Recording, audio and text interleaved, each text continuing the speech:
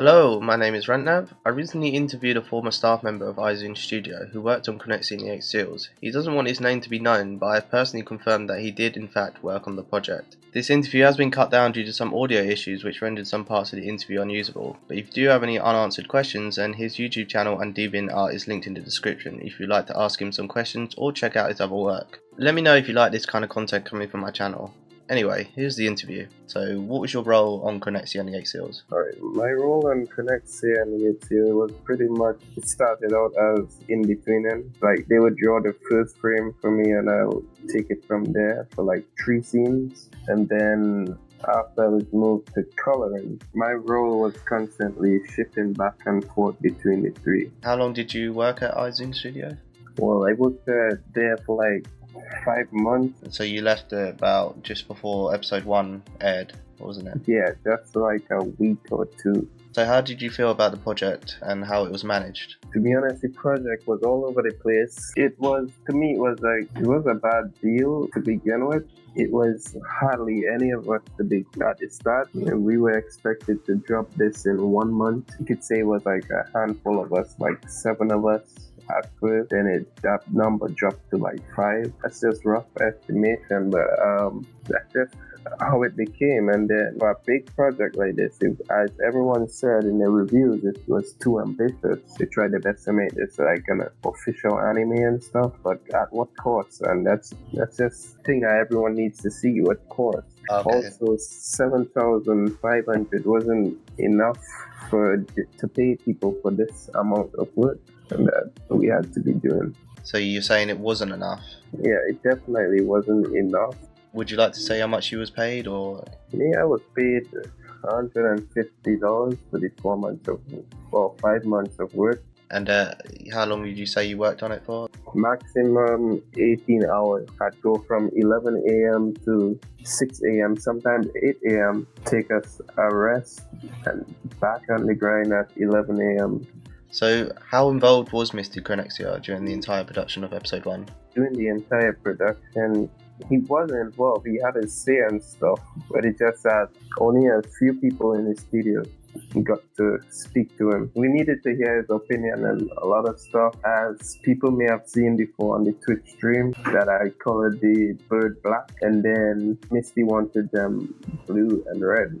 It took me a while after to then go back to do everything over. What I do remember from Misty was constantly being told of deadlines and how much we were being pressured because those stuff was quoted to us. So people comment on the fact that the story or the script is like the exact copy from the book.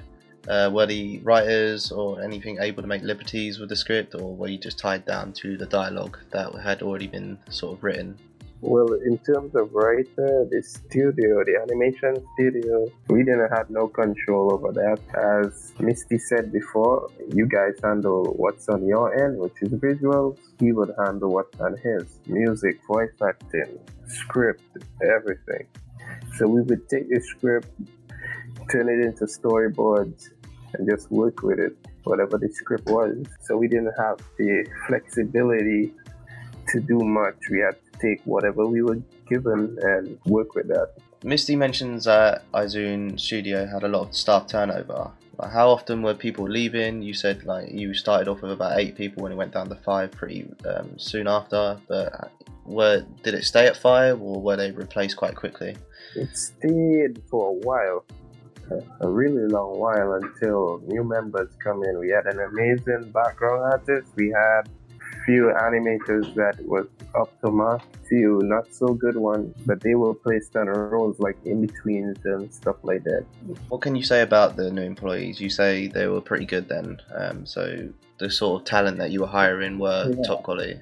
Everyone had good talent, everyone had their strong point, but it's just about using their talent correctly. Not on their part, but the positions they were placed, the talents wasn't being shined correctly. They start trying to find ways to make things easier, like stop manual line art and did binarization, which is like allowing the computer to do the line art for you. And that's why we were inconvenienced, because I don't know if you guys saw on the episode, there was a lot of white spots, a lot of gaps in the line. So episode 1 was originally supposed to be out in August, wasn't it?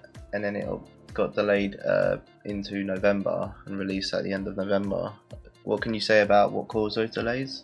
To be honest, that deadline was not realistic for this team. It was too short of a deadline, it was too tight for a small amount of guys. The script was a bit long. We even offered to cut the episode in half 1 month, half the other month. That would have been more realistic, but he said it wouldn't have been enough information for everyone. Still not enough in my opinion, but he want the entire episode out, and that's where people start walking off and stuff. Yeah, fair enough. So what do you think about the future of the show? The future of the show, I don't think, like the way things are going, because I mean, we got 20 people around that much to replace me and stuff. Then Misty wants it by March, so I heard, before the baby comes. That's pretty short for them, but it's not impossible.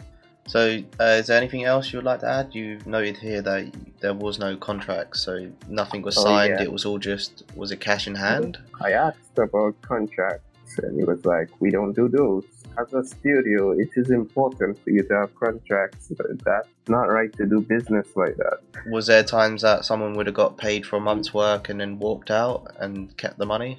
The people that left were paid off. As for people walking out, he basically said there were people who left and didn't even want to receive the money. It was that bad. So what are your final thoughts? My final thoughts, Misty, he's a good guy. I respect Misty. He doesn't, half of the things I spoke about, he doesn't even know about. I thought at some point in time to go talk to him, to let him know what's happening, who's not being paid, who's being paid, whatnot. And there's a lot of, I won't like to say rumors, but a lot of conspiracy going around, you know? The conspiracy that was floating around, even in the studio, it was that, okay, Misty, when this animation and stuff is all done, you want to still be making that money on Patreon. That's conspiracy floating around. Now, I don't mind talking about it. Misty, if you end up in this, I'd like you to know what is being said and so forth, because you're a good guy and stuff.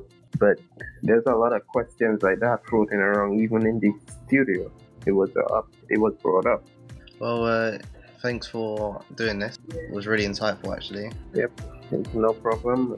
Thank you very much for letting me voice my opinion, speak up about this.